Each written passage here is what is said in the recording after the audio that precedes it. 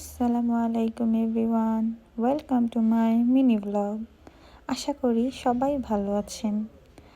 আজকে আমরা রেডি হয়ে গেছি, বাইরে যাব, মার্কেটে যাব, কারণ জুতা কিনতে হবে আজকে আমাদের। আর কিছু কাজ ছিল। দেন এক জায়গায় বসে ফুচকা খাইছি, নতুন একটা জায়গা। অবশ্যই পুরো ভিডিওটি দেখবেন, কোথায় এই নতুন জায়গাটা এবং এখানকার দই ফুচকাটা কীরকম স্বাদ।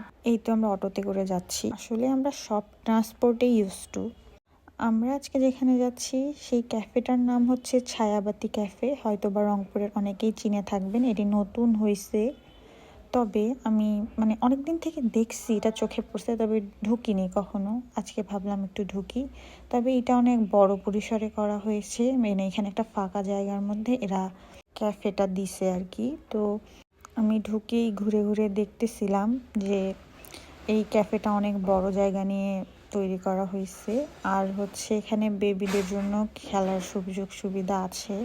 ফ্যামিলি নিয়ে এসে কোয়ালিটি টাইম স্পেন্ড করা যাবে, কারণ এখানে ছোট বাচ্চাদেরকে নিয়ে এসে তারা খেলতে পারবে, আর বড়রা বসে আড্ডা দিতে পারবে, কোনো সমস্যা নাই। এখানে এই যে আমরা এখানে বসলাম, ফুচকা অর্ডার দিয়ে বসলাম। শুনছিলাম এখানকার দই ফুচকাটা নাকি মজা। তো এই তো অর্ডার দিয়ে আমরা বসে একটু ওয়েট করতেছি, গল্প করতেছি। ক্যাফেটা সুন্দর, মনোরম পরিবেশ, আবার সফট সং বাজতেছিল, সেই জন্য আরো ভালো লাগতেছিল।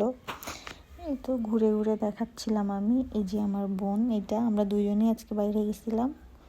তো আমরা কিন্তু এখানে জুতা কিনছি আগেই, ওখানে ভিডিও করা হয়নি। মার্কেটে জুতা কিনে তারপরে এখানে খাইতে আসছি। তো এই যে আমরা বসে গল্প করতেছি, ফাইজলামো করতেছি, কী কী যেন বলতেছিলাম, আসলে এখন মনেও নাই। আমি দুইজনে হাসাহাসি করতেছিলাম। মার ফুচকার অর্ডার ফুচকার জন্য ওয়েট করতেছিলাম আর কি। তো এই যে এখানে একটু ঢং করতেছি, হাত টাট ধরে ভিউ দেখাচ্ছি। যাই হোক, ভালোই লাগতেছিল এখানে।